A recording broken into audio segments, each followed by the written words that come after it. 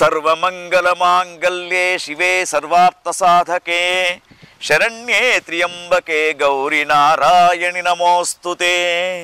జనం ఛాయస్ ప్రేక్షకులకు క్రోధినామ సంవత్సర ఉగాది శుభాకాంక్షలతో మనం ఇప్పుడు తులారాశి జాతకులను పరిశీలించినప్పుడు తులారాశి జాతకులకు 2 ఆదాయం అయితే 8 ఖర్చు. సంఘంలో ఒకరు మెచ్చుకుంటే 5 విమర్శిస్తూ ఉంటారు. కొంత బ్యాలెన్స్గా ఉండవలసినటువంటి పరిస్థితి కనబడుతూ ఉంది తులారాశి వారికి. తర్వాత 7వ స్థానంలో ఉన్నటువంటి గురువు మే 1వ తేదీ నుండి 8వ స్థానానికి వస్తూ ఉన్నాడు.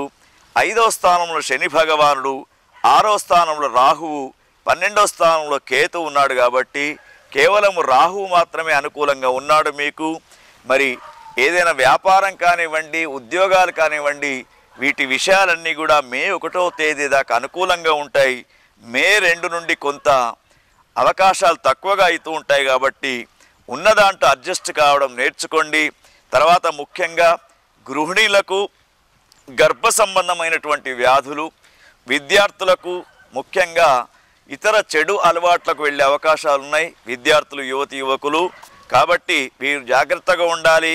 తర్వాత మరి రాహు అనుకూలంగా ఉన్నాడు కాబట్టి కొన్ని స్థితులలో మార్పు పొందుతూ ఉంటారు. తులారాశి జాతకులకు ఈ సంవత్సరం 50% అనుకూలంగా కనబడుతోంది. ప్రతి విషయం కూడా ఆలోచించి నిర్ణయం తీసుకోండి. తొందరపాటు నిర్ణయాలు పనికిరాదు. రియల్ ఎస్టేట్ వ్యాపారస్తులు తులారాశి వారు ఈ సంవత్సరం జాగ్రత్తగా కొంత అనుకూలమైనటువంటి పెట్టుబడి పెట్టుకోండి. వైభవంగా ఉంటుంది. ఓం తత్సత్.